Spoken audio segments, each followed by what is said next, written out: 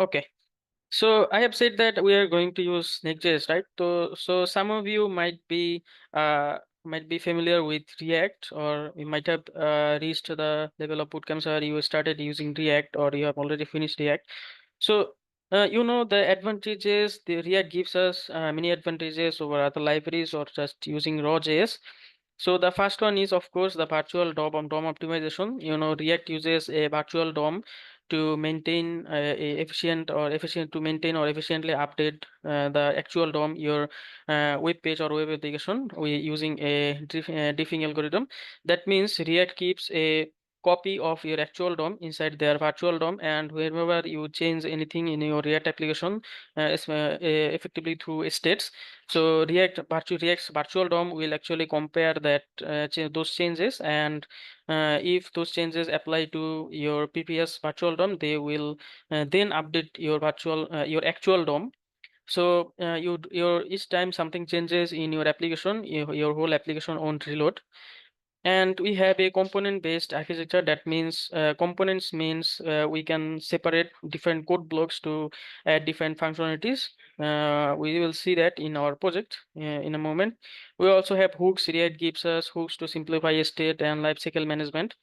And large ecosystem, as you know, React is one of the most popular libraries of JavaScript, so it has a rich support routing, state management, etc.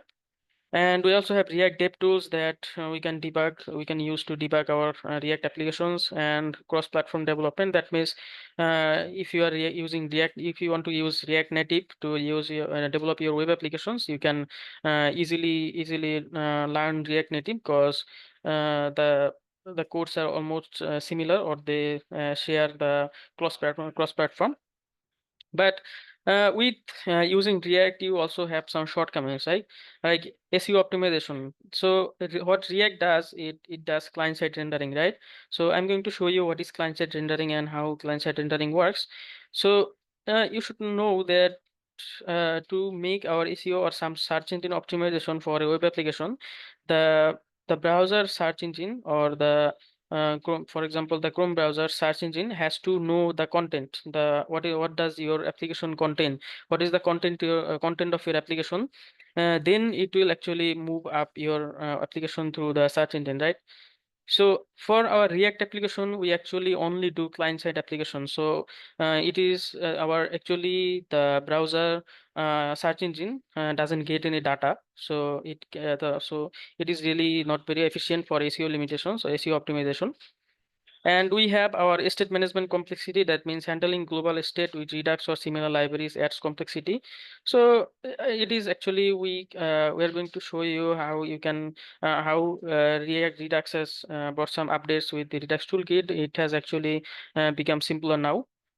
And so no opinionated structure, that means you can structure your application however you want, and the initial load performance and everything is rendered on the client side. So initial load performance may be a little bit slow in React. And SSR complexity, SSR means server-side rendering. So I'm going to explain what is server-side rendering in a moment. So implementing server-side rendering is React is very complex, and you have to use the server component or any third-party hooks. So these are the complications of a React application, right? So let me show you actually what I mean by that. So if I go to a website, right? Okay. So let's take this website for example. So this is a website only created with, developed with React, right? So if we go to our, click on our right click on our mouse and go to view page source.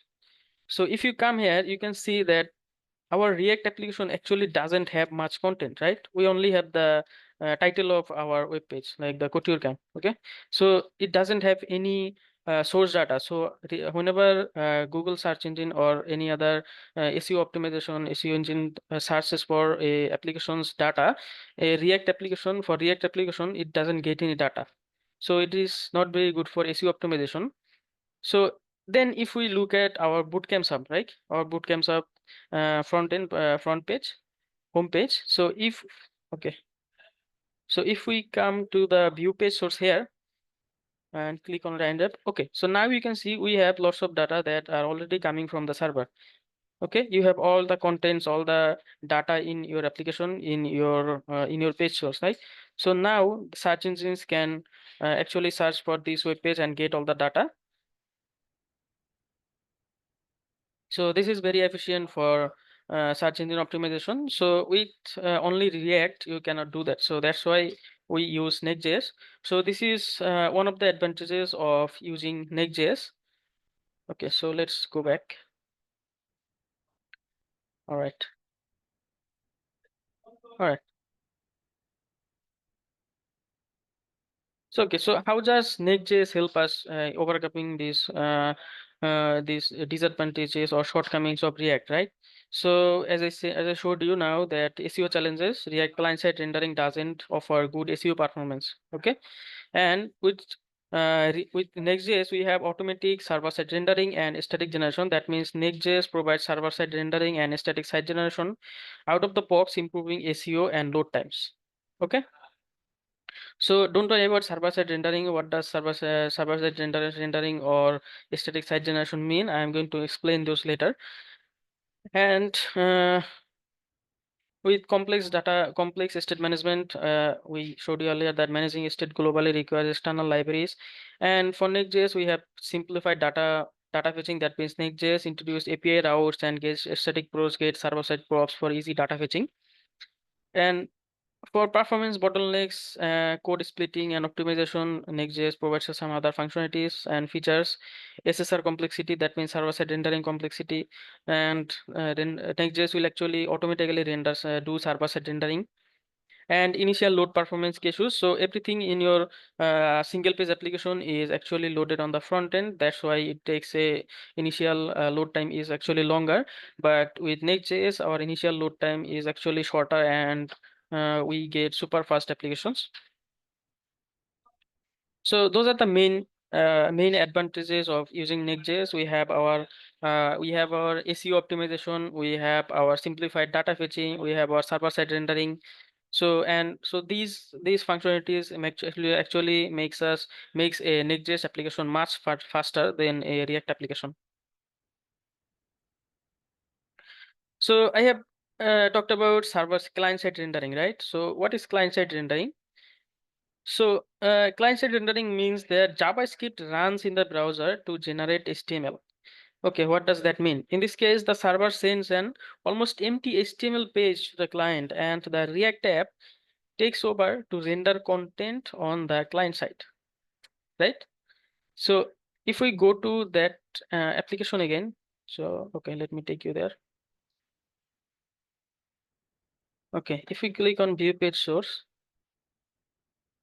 okay, so as you can see, we actually get a simple HTML file. This is all we get from the server in a client-side application, right? In your web client or web server.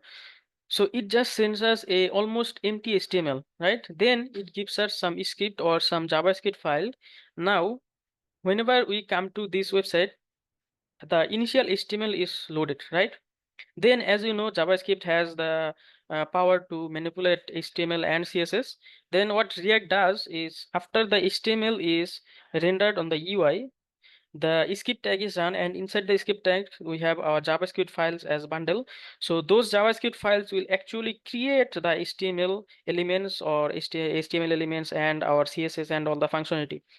So everything is run on the client. That means if if a user's browser or user's device is slow or has low configuration, it will actually take them more time to render this application because everything is rendered on the client side, right? So it puts a lot of pressure on the client side. That's why we see that the initial load time in a React application may be slow, and in Next.js actually we do server-side rendering. So all of the data and our HTML, JavaScript, and CSS, everything comes from the server loaded. So we do not have to worry about loading everything on the client. Okay, so this is what React does in client-side rendering. Everything comes from the JavaScript. So server understand this, that server only sends us our HTML, and with HTML, then we have our JavaScript file, and everything you see in this web page is rendered by JavaScript. Okay. So nothing here is actually HTML or CSS that comes from the server. Server just sends us a HTML empty shell or just a HTML file, almost empty HTML file. Everything you see in this web page is actually created or generated by JavaScript on the client side. So as you can see, you understand that these will actually take more time or consume more energy from our client application. And if you have a low configuration device or a older browser, it will take more load time. So that is a problem, right? So with Next.js, we can fix that. So how do we fix that? For that, we actually have server-side generation or server-side rendering, right? So what happens in server-side rendering? So with client-side rendering, you just get the HTML file, right? But with server-side rendering, the page is actually rendered on the server. So for example, if we click on our bootcamp app, okay, let me go there. Okay, so if we go to our bootcamp sub AI, as you can see, when we come to this web page, we request something from the server, right? The web server. So with Next.js or the server-side rendering, what you get is that's when the server gets a request from the client or the browser, it actually renders the HTML, CSS, and then makes a bundle of those and sends you everything with a pre-rendered HTML and pre-rendered CSS, right? So you everything get from the server already rendered for you. So you do not have to the client side or the browser doesn't have to take much pressure rendering those data. If we go to our page source and click on it, so as you can see, we do not just get a HTML file, right? So we already have all the data. These are if the every data you get here, it is actually rendered on the server and then as a bundle sent to the client. So you do not have to, the client doesn't have to render everything on your browser. Okay. So all of this data you get from the server or your web server. So that's why it makes it efficient. Your client, it takes some load off from your client side to render all of this data. So you do not have to rely on JavaScript, right, to render all of this. So that's why Next.js is more efficient, and you will, if you compare React.js and React applications and Next.js applications, you will see that Next.js applications are much faster. Most of the cases, Next.js applications are much faster. Okay.